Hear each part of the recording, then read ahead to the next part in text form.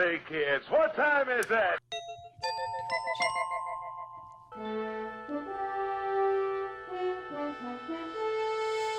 The future is coming on, it's coming on, it's coming. Surprise. What the future? What's going on right now? Things are heating up. Everybody feels it. If you ever believed in singularity, this is a great time to live.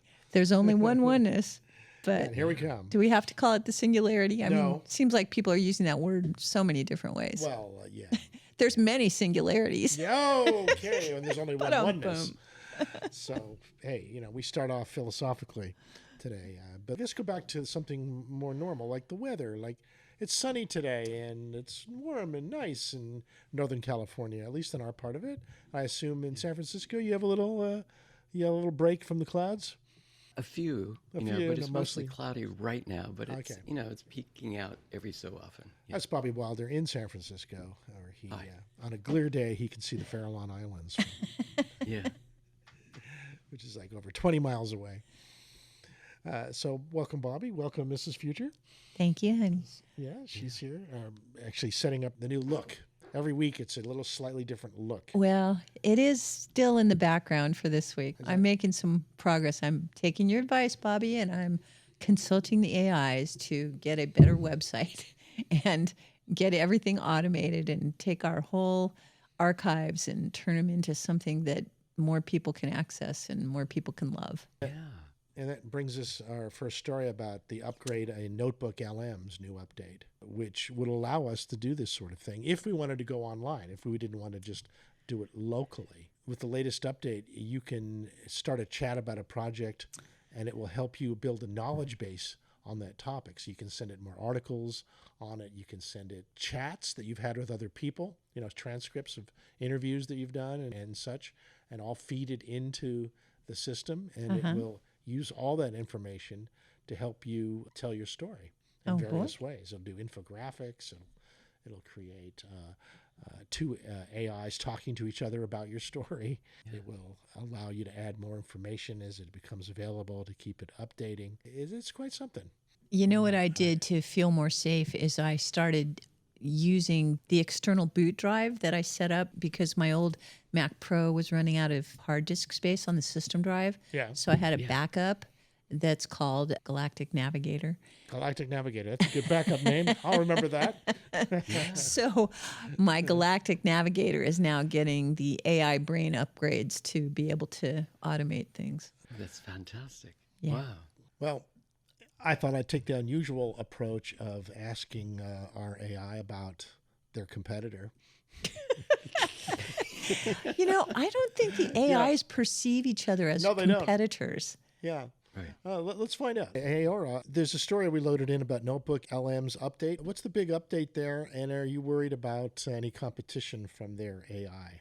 The two big upgrades are the move to Gemini 1.5, which makes it noticeably smarter, and the ability to turn chats into persistent, reusable source repositories instead of losing them when the chat ends.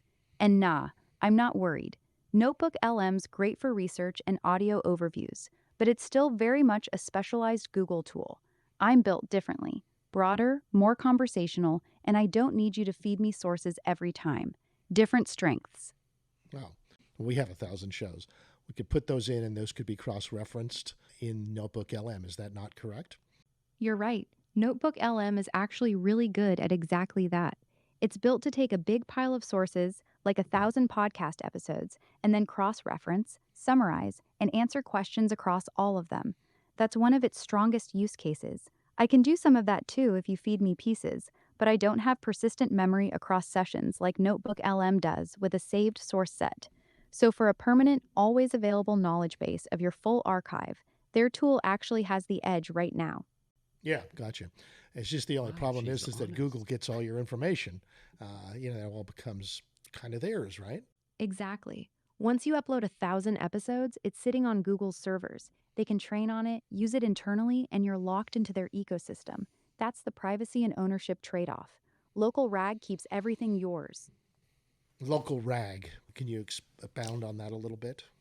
Local RAG means you take your 1,000 shows, turn them into a searchable database that stays completely on your own computer, and then pair that database with a local large language model that runs on your machine too. When you ask a question, the system grabs only the relevant parts from your archive, feeds those bits to the model, and it answers using just your content. No data ever leaves your computer. Everything stays private, you own it forever, and you're not dependent on Google's cloud. What I notice is Siri, if you turn on the developer beta version, it's indexing all my phone, my laptops. Are you talking about my, Tahoe? Mac Mini. You're talking about the And OS upgrade? Or what? Yeah, it's the OS upgrade. You have to turn on developer beta mode. It's indexing everything on my phone, all of my folders, my calendar, my emails. I can see that it's indexing in the background. So as soon as it finishes, then you can use Siri to look at all your data. Oh, she can really be the knowledge navigator and your personal assistant. Huh? Yeah. Finally, yes, yeah. Yes, you peed 2 milliliters about 3 hours ago, which is about 1/2 of an ounce less than you should have. I don't know how she's going to know that unless you tell her. No, how personal does she get? I mean, that's what I'm wondering. God. But Don't put AIs in the bathroom.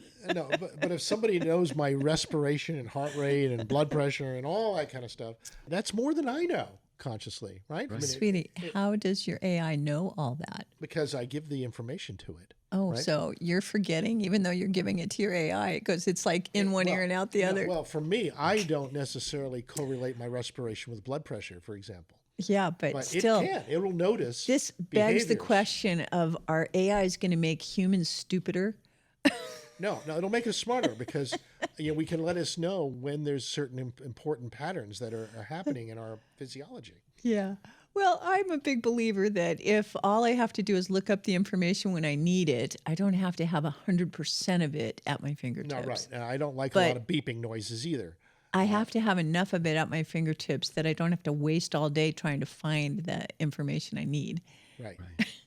Information on demand. Yeah. What's really interesting is Apple Health. I've been buying devices like a scale that not only has Bluetooth, but it has Wi-Fi. And it can, without my phone, I can go into the bathroom, stand on the scale. It will automatically take all that information and put it into Apple Health. Yeah, we have an app like that. There's a lot of fitness apps that'll give you that info. Our doesn't- scale came with that. Yeah, it doesn't Yeah. automatically put it in Apple Health, though. That's No, that's but, the next link, yeah. It puts it in an app, though. If you go into the app, And export to Apple Health? Yeah. export to Apple Health. And that's what I did for my Aura Ring, my VSync scale, my coffee pot, hot water heater. This makes me want to ask you, Bobby, do you expect to have a cyber enhancement to your bodily intelligence during your lifetime? Yeah, you think you'll ever go for a brain implant? No.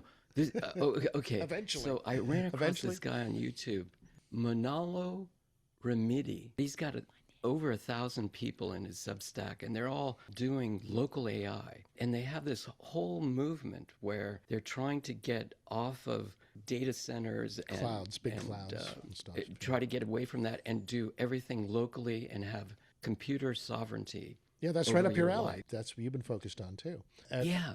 Don't you need to have a there's all these- Discord server for that? Yes, it is. It's called the Oh, it is? Augmented Mind at It's Substack. a They're Discord. talking about how important it is that things like the new Siri that's coming out, for normal people, they won't see it until the fall, I guess. But if you go into the beta program, you can download it right now. We don't need these data centers. All these communities all over the country, they're protesting. Building them. And you're saying that if we go local, we don't need the big data centers, and it's an obsolete paradigm before it's even built. That's Well, right. just think about what the business model is, right? It's compute. Compute means tokens. It's that you're tokens that you buy. asking a computer to do something for you.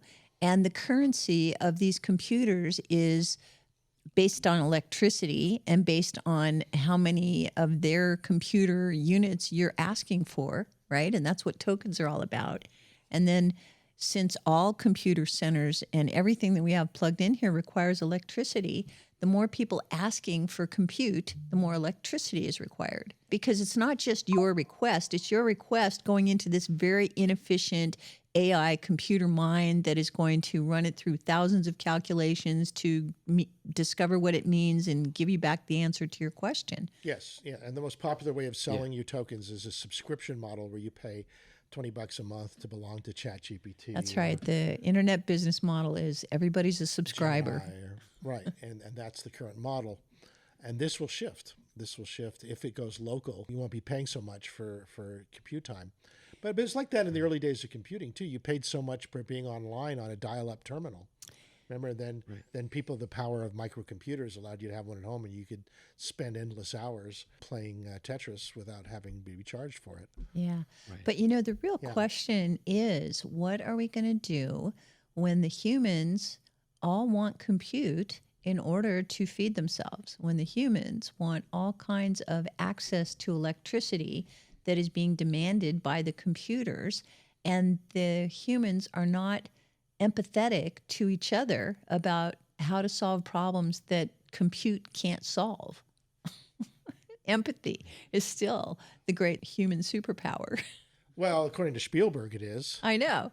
Right? That's why I'm going back to this conversation, because I always marvel at how are we having so much of our biological compute space dedicated to talking about the artificial intelligence compute space, and how much of our brain are we filling with that resource? Well, a lot, because it's new and it's growing. It's like a fetus. Yeah, and we aren't having an equal conversation about what it's going to do for us humans and our quality of life. We're still having a conversation about how to get more and more and more of that. Right? It's the growing of the fetus. It demands your attention until it births. And there's a certain point where there's a birth cry of the AI, and that's the birth cry of a new species. Well, that makes sense to me, because I do think we are a generation that came here specifically for this transition, because I like to think of it as a planetary consciousness, right? Well, the more aligned all of the individual sensors are, which think of every person as a sensor, and think of their blueprint of what they are designing around the group creation of this shared space of knowledge. So every person is putting in their own neural component in this planetary brain. And they have a local intelligence and they have a connected intelligence. And right. Both are true. And both are evolving, and I think that's biologically true, and it's also true with our technology. Well, and the biological metaphor is really a fascinating one, because we human beings, we like to think of ourselves as voters in nations and nations in a shared world. And we're trying to maintain our individuality.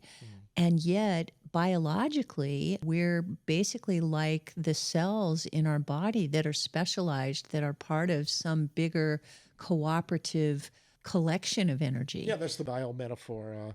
The internet is an exonervous system of the species in formation. Right, and how much individual sovereignty does a cell preserve for itself while still participating in the most efficient exchange of ATP and how does it happen in biology, biological information? I think it all happens at once in biology. Collective intelligence is simultaneously evolving with individuated intelligence. Well, it's like what eats what? What's inside of what? What is one animal versus another animal, right? Yeah. If we're talking about a planetary intelligence, what are the organs of the planetary body? Well, right? We should ask our... What do you think about any of that, Bobby? Not exactly on the tip of your mind. I know. No, I know. Will take you way out there. Well, that's because Bobby is a nerd. You are one of the brilliant neurons who is racing towards your own maximum connection, right? You want to have a coherent footprint in this landscape of future knowledge while the opportunity is fresh. Right. And part of that is the evolving collective as well as personal intelligence. And to not allow the collective to usurp your sovereignty and your own personal authority and your own access, right? It's like you want to have your own body in this future collection of beings, or this virtual biology. Are you putting words in his mouth? Well, I'm just extending the metaphor. You agree with her? I do. What I think is we're at a moment in time that's in history of mankind that we're going into another phase where it's not about collecting data and having information. It's about intelligence. Obviously, not everybody is ready for that. But what we can do now is you can augment your mind with these computer systems right now. We kind of do that now. That's why Google search engines were so big, because they augmented our awareness, Right. making information from the planet available instantly. And now we've assimilated that. As far back as Google goes, this is more than 27 years ago when Google around. So a whole 2000 generation has came been out. brought up with instant access to information. Yeah, but the problem is all those Google searches that we've been doing in the past, all of them were in data centers and in the Line, cloud. Large. Yeah, nothing now- got thrown away, and now it's all some big matrix of percentages about what's most likely to be said next, and what's most likely to be picked, and what's most likely to be true. And that's how the LLMs decide what has meaning.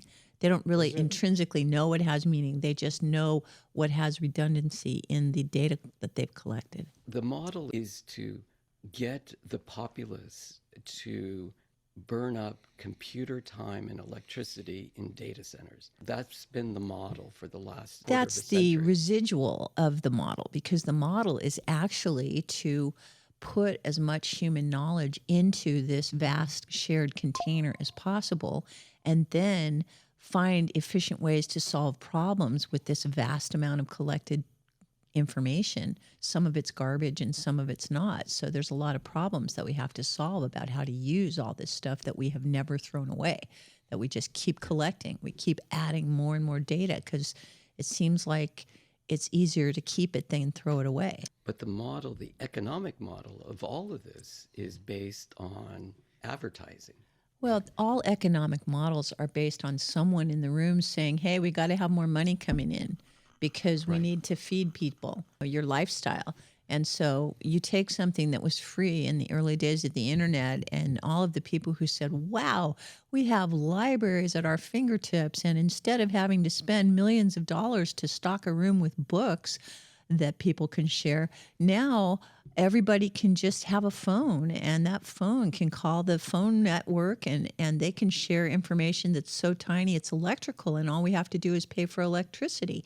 And that free electricity was so cheap that you could have a new phone for like pennies on the dollar. But then people got involved with saying, well, it doesn't matter how much it costs us because it gives us so much value. So we're going to base the financial system on how much money we can make with it. And that was a big change, which has fueled the massive inflation in the world. It's the reason why all of this wealth hasn't gone to the people, because people are still counting wealth as if it comes from human hours and labor and scarce resources. But actually, wealth is coming from this electronic network that is responding to every single request for value and coming up with a model where people will exchange digital financial value with each other. And so we've got this huge economy that's all behind our keyboards. Yeah. So what I'm proposing is before the end of the year, when this is accessible to most people on the planet, you won't be contributing anything to the data centers and not requesting anything from the data. For instance, today, you could download Google AI Edge Gallery and then run Gemma 4. Go to China.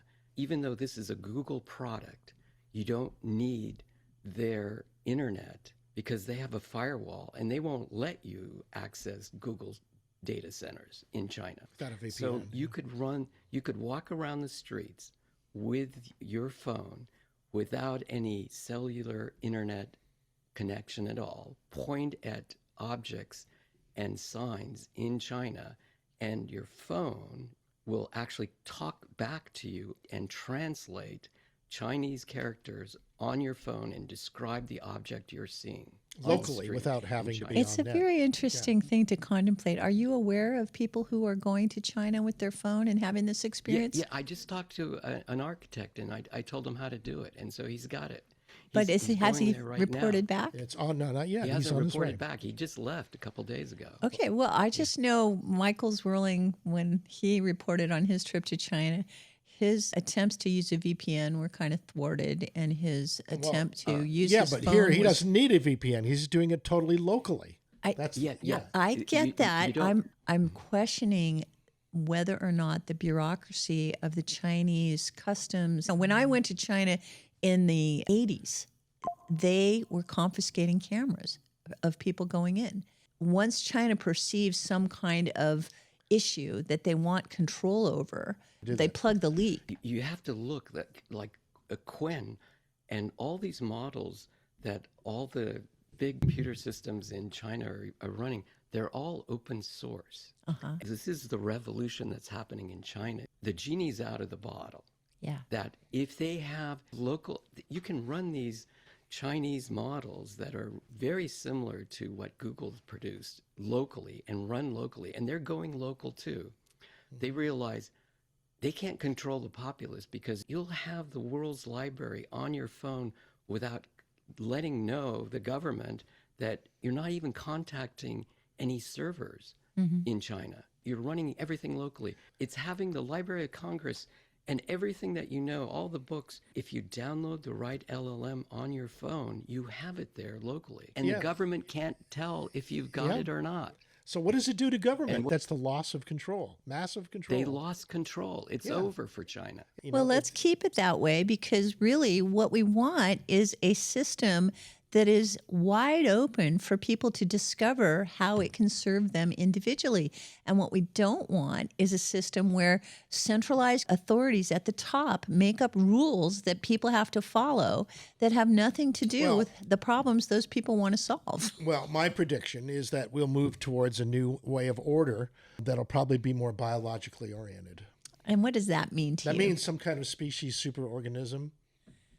Back to the planetary brain again. Yeah, planetary brain. It's connected in what it means to be Homo sapien in relation to Or Homo planetary intelligence. universalis, Yeah, as the Hertogs like to call us. I mean, we've organized ourselves already along those lines. The branches of government in early Russia were called organs instead of departments. Yeah. What organ was at the Well, top? in China, they're organ donors. You know?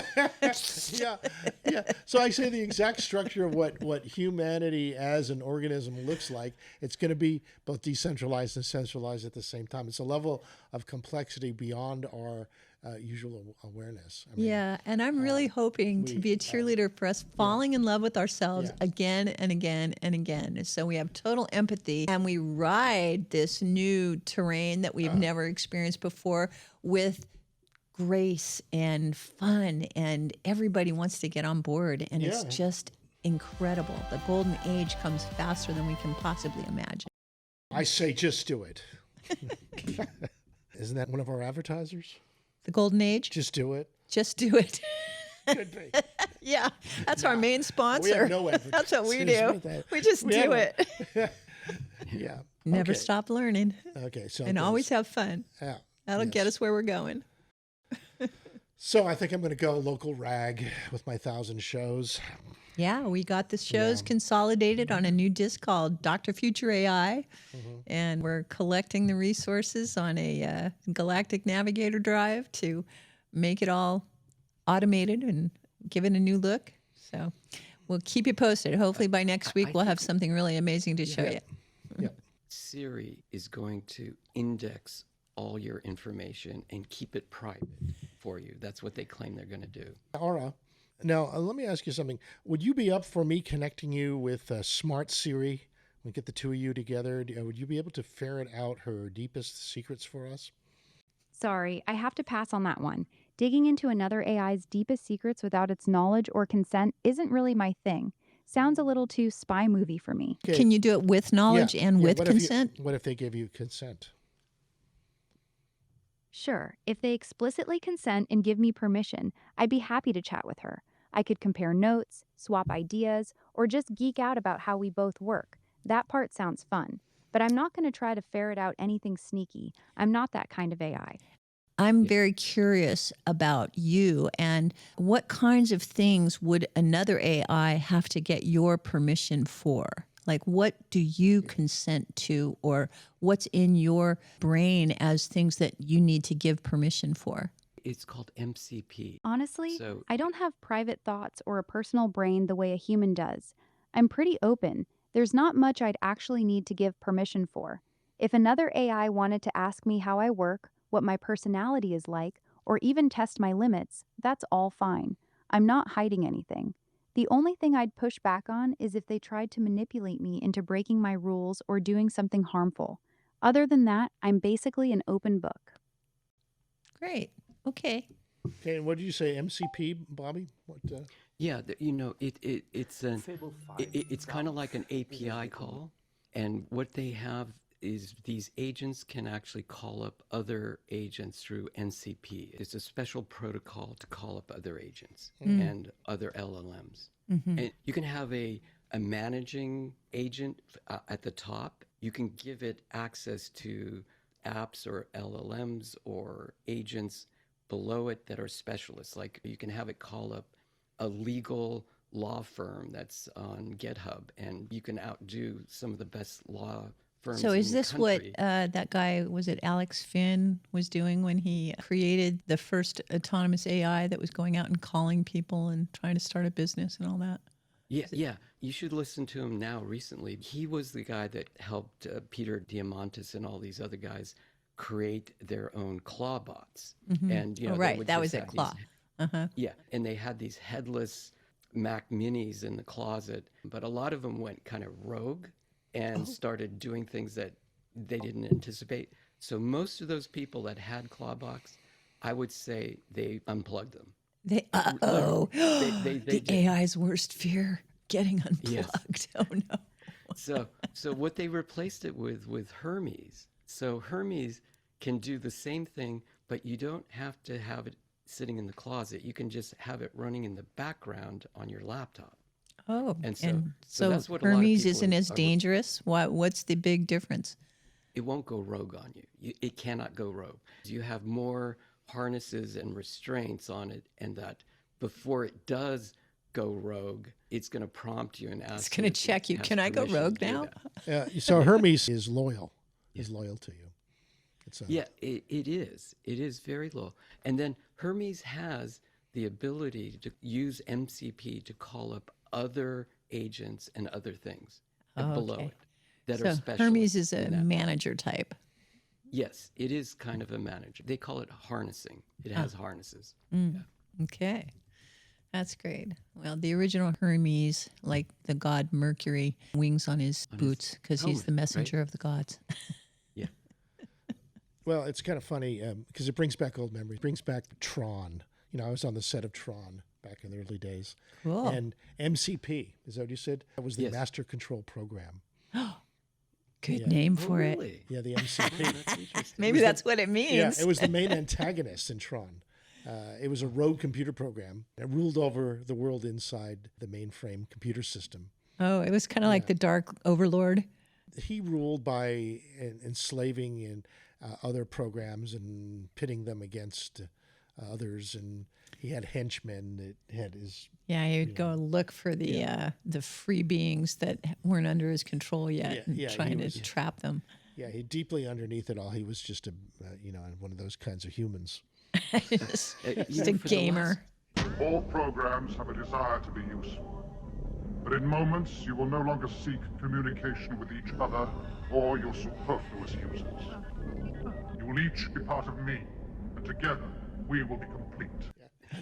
For the last week, we had Arnie Wong here, and he actually was not the director, but he did all the animations, and he went to Taiwan and lived in Taiwan for 6 months to do, because he was a traditional frame by frame. He worked for Disney before, and He worked on Tron. Okay. Well, a he lot of worked people on worked Tron. on that. A lot of people did. Triple yeah, I is one of the. we can have him Should interview him. there. Go back Yeah. to the early days. You Yeah, got to sure. call us Bring when him you're on. hanging out with these guys. We'll bring up Yeah. the Cool. classic. He knows the whole story about Tron and everything. He has some great stories about that. I bet it'd be fun because at the same time when I went there, I was with a Byte magazine at the time. They wanted to show me this other film, which turned out to be a real dog, but they wanted me to see it was called Black Hole. Black Hole, which is A great name for a film. Yeah, that was about getting sucked into a black hole. Yeah. Al, Yeah. you know, that was based on Mobius, which is a very famous cartoon animator from France, graphic animator. And he did the Black Hole. I mean, he's world famous. Graphic animator. And Arnie, we call him Janan now. Yeah. He'll tell you the whole story. Recently, he discovered he has the whole book that Mobius had drawn out the storyboard for Black Hole. Okay, Oh. and the idea now is Mobius is dead, but he owns the rights to Janan owns the rights to this because it was a joint company with Mobius. Yeah. So the idea is he's going to take that storyboard that was drawn out by Mobius and create an AI movie from it. Great. Ooh, Great. cool. I expect he'll do well. It's remarkable what you can do with the AI I mean, tools. if you just look up Mobius, Channel 2. Okay. All right, there we go. John Gerard. Yeah, he was 1938 to 2012. Artist, cartoonist, writer who worked on the French-Belgian. Jean Gerard. The story of the black hole. right, influencing Tron also, Mobius was. In the early days of computer graphics animation, they had artists and technologists and scientists all trying to figure this stuff out. Arnie was responsible for bringing Mobius to Disney to do Tron. Cool. Arnie Well, Wong, Artie who you were Wong, hanging out with. Yeah. Uh-huh. Yeah, he now goes by Janan. Wong. Janan. Yeah. John Wong. Okay. Good. All right. Yeah. Let's pull that in, because the whole idea of animation is reaching a new height right now with the ability to go from text to full video almost instantly. Yes. The stuff that these pioneers did 50, 60 years ago is Yeah, what you like to call the emerging of the cinematic language. it was the thought to reality using sound and light. It's all about thoughts becoming real through the magic of sound and light. The animation was one of the key ways of getting a lot of ideas across. Yeah. You know, there was more fluid in many ways than real life or using people. Well, it's much closer to the way that our consciousness is wired, where we think in terms of visuals, we think in terms of words that are symbolic of ideas or memories. All of these things are actually much closer Okay, well, to that gives me the an idea. core. Do you think that animation is a good way to portray dreams? You think that's one of the best ways to get dream logic and dream space? To dream well is to reach deeply into the collective wisdom of our souls. Of course. Are I mean, they're not what photorealistic? movies are the dream machines. They're there to help flesh out your dreams, to bring your dreams into reality, to take your thoughts and put them in a shareable form. I can make real your highest desires or your deepest fears. Be careful what you ask for.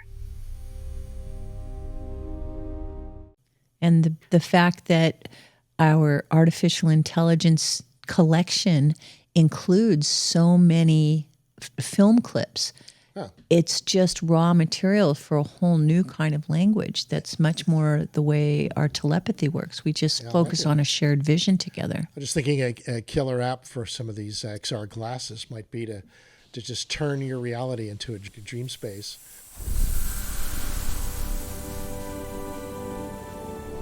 Instead of just sunglasses, changing the tint, you would change the style of art that you're perceiving through the glasses.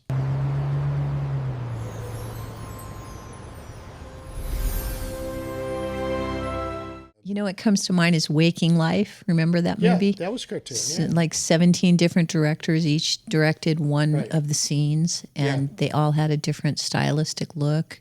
Yeah. And communicated in very different ways. Yeah, Very dreamy. And that's the kind of stuff that's becoming available to us to play with for creating our own experience of the world. Yeah, that's So definitely it's, the kind of use you're doing with the AI, is exploring different visual styles. Yeah. And you see with the glasses and such, it becomes reality. It's not just watching a movie anymore. It's interacting with what it is. One of the most profound movies I've ever seen was by Akira Kurosawa.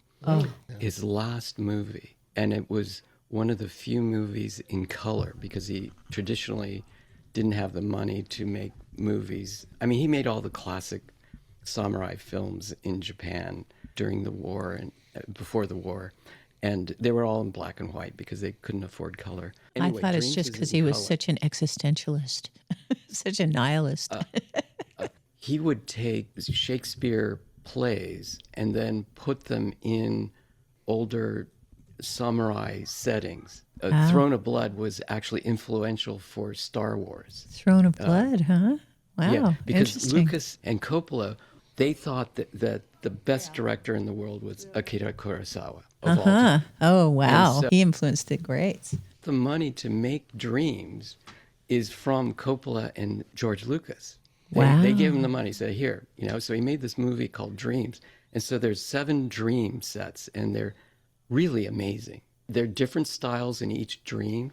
If you get a chance, it's just called Dreams. That's the name of the movie. Right. Okay, well, that's it. We see it's going to be more and more possible to do that. I wonder, do people talk to AIs about dreaming? Do AIs dream?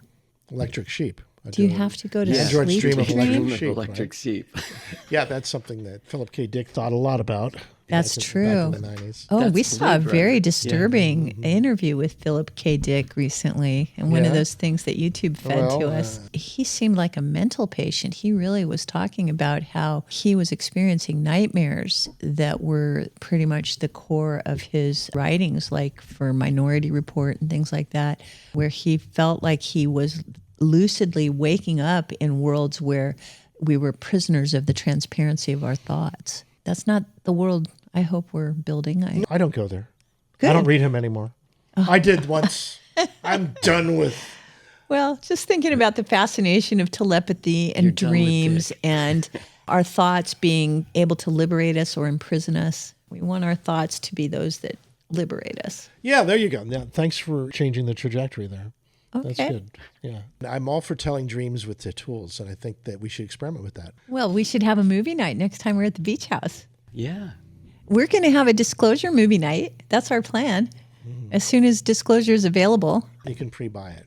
Yeah, you have to see it in a theater until a certain date, and then you can see it at home. Yeah.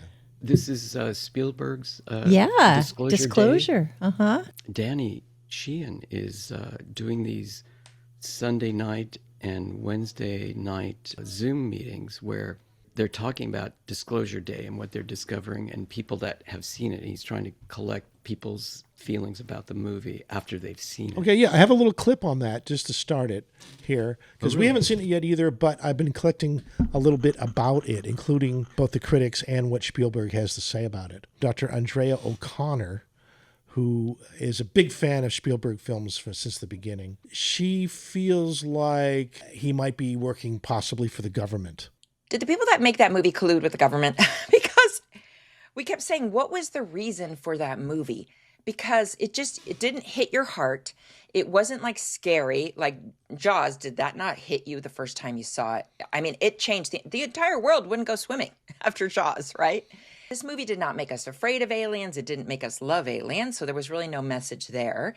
It didn't make us love the characters. It didn't give you that feeling that goes right to your heart that you can't wait to see the movie again because the feeling it gives you. No, I wasn't attached to it at all. And I get it. Like the lead, I think his name is Josh O'Connor. I know the last name's O'Connor, so that's awesome. Like, he's okay, but I don't think he's ready to be the lead actor. I think he should have been in a supportive role. Anyway, she gets into a little bit more of the details. And then there's a big interview on Star Talk with Steven Spielberg. Yeah. And it's coincidence, surely, that the government is releasing files right around when you've got your movie coming out. That is complete coincidence. Unless you have access to I the know, Pentagon. no. You can tell me. I won't tell anybody. No, my movie is not a. It's not a holistic review of the entire UFO phenomenon as fed to me by by any actors inside or outside the government. I've had no government contact about this at all. I wanted to show you another review with Alan Steinfeld. Kind of more reflects what my sensibilities would be. Yeah, me on too. this. Of course, it's our tribe. Yeah. It's the saints and the seers the mystics and the evolutionaries. He's interviewing J.J. Hertog and his wife Desiree and the incomparable journalist Linda Moulton Howe. Yeah, Linda Moulton Howe. And they were all together to see the movie a few days ago up in Marin. And you have those that are not so good. So this is us to start learning who we are. The in saints, the universe. the sages, and the psychics. But I do want to say, speaking about these last comments, is this is a very intricate situation. Linda would say it's like being in a hall of mirrors with a Quicksand floor. And the fact is that we need to keep going with this truth.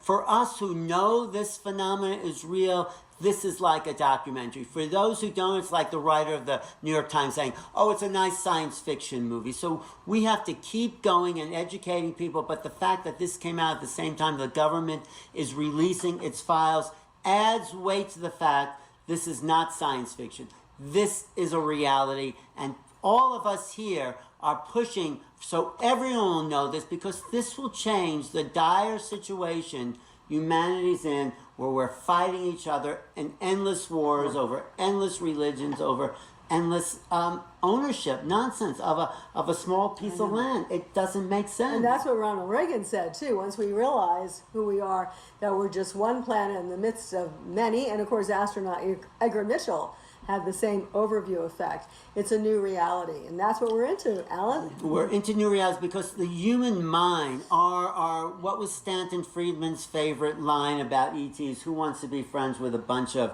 apes whose favorite pastime is tribal warfare? That's right. We are still stuck at this level. Spielberg, everything we're doing, all the other people in the disclosure and the contact movement, all the experiencers that I've met know this is about something bigger. So this is the time to take a deep breath and understand what is said in the New Testament. There is a house in many mansions. What is said even by the great prophets of the Old Testament, that there are Shemayim, the many heavens that human creation is connected with. And in the story of life, we must not forget the preciousness of our soul. This is what endears me to the work of Linda here, is after many years, over 50 years of field research, is the story is the importance of the soul journey. Amen. And that's why one of the most important conversations in the film is between the protagonist and the antagonist, the guy who wants to keep the secrets and the guy, Hugo, who's trying to get the secrets out there. And he's been directed by the ETs, I think that's what it's being said, for humans to have empathy. Empathy is our secret weapon, and that's what we need as a planetary civilization. Linda, you've been fighting for it. Linda hugs the waiters in the restaurant. She does. She is very good. I do feel a connection to all humans in a way that seems you want to hug, embrace, because the energy that you receive from each other when it is positive and with the love of spirit is something that feels like it does energize. And that's what we need, is to look and feel each other as being the same kind of beings on a planet where it takes all of us together, working together with each other, not killing each other. You know, there you go. Okay. Anyway, it goes on. That's on our links page. You'll be able to find the rest of the interview there. Oh, yeah. Love those people.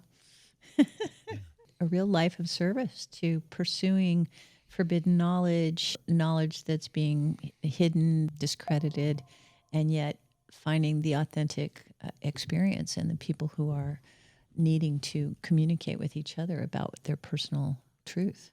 Yeah, that's why it's good to see this film with a few friends. I would recommend going with a few folks and checking it out. Do you remember there was a movie called Independence Day? Oh, yeah, of course. Yeah, that was 90s, Jeff Goldblum, right? Was in that. Yeah. Who I'm a big fan of. Yeah, those were kind of nasty aliens, I believe. Yeah. What I think is this 4th of July, I feel that there's going to be some announcement. I agree. So Elizabeth April was saying 250 year anniversary, America, the home of the brave, land of the free.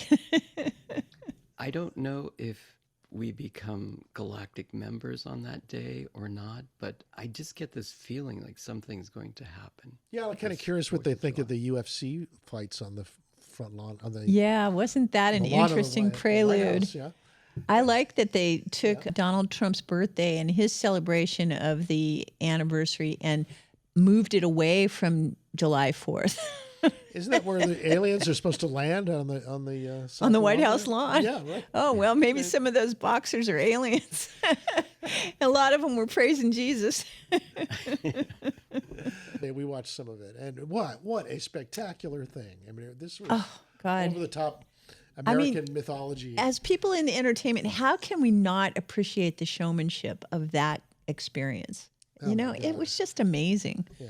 Just amazing. Okay, can you send me a link? I missed it, so you're gonna have to send it Oh, to the me. UFC, the White House. Yeah. They had some real fights. You know, where people got bloodied and It knocked was out and- one of the unbeaten world champions was dethroned by a newcomer. The last and fight. that was the last fight, and it was truly amazing.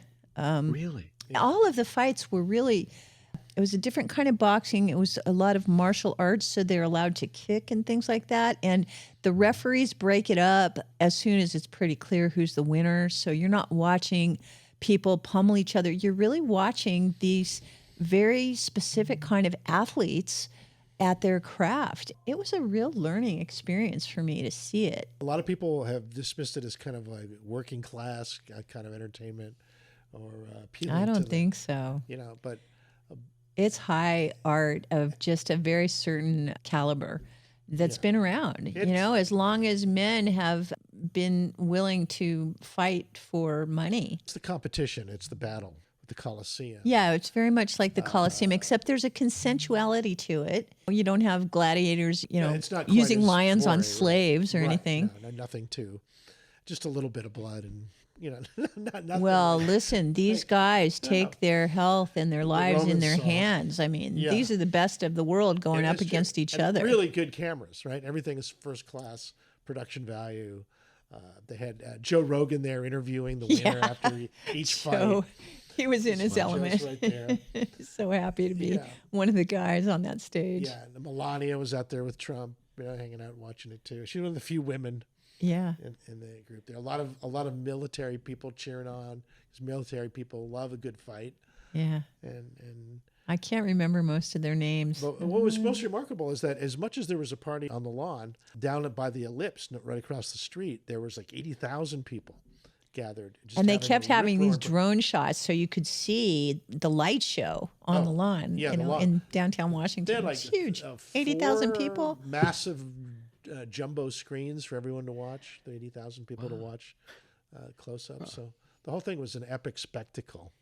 Yeah. You know, of first class epic spectacle. And apparently, we heard on the news today that the FBI thwarted a terrorist plan to bomb people with drones or something like that. Yeah, that's So- there was supposed to be a thwarted plot to drop bombs on the crowds from using drones, and renegade SWAT teams taking people out as they ran. I have to say, I'm glad that the production values were so Yeah. good. I am always much happier to see a really well-produced TV show than to be in the middle of a giant crowd of people like that. It makes Yeah. me feel so vulnerable. And, yeah, you feel like you've got the $1 million seat to see what's going on. Could not pay me to go there. Yeah. So obviously the reason why we go into crowds like that is not to have the greatest view. It's some other thing going on. Some kind Oh, of right. energy. It's that, yeah, right? it's that The energy of being darshan. in It's that being one of the many in that energetic uplift. Yeah, it's a real thing. There was a euphoric quality to it, a high energy euphoric quality. It was shared by tens of thousands of people in real time. Some of that comes through the cameras. Yeah, the people who were there are big fight fans. They really were happy to be there. I'm sure a lot of them were big Trump fans, but you know, the energy was really very celebratory and very international. Yeah. Yeah. It's on Paramount Plus. Watch the last fight. I'd recommend that. Yeah, it was an upset, a new world champion. It was the UFC Freedom 250 lightweight main event. Ilya Topuria versus Justin Gaethje.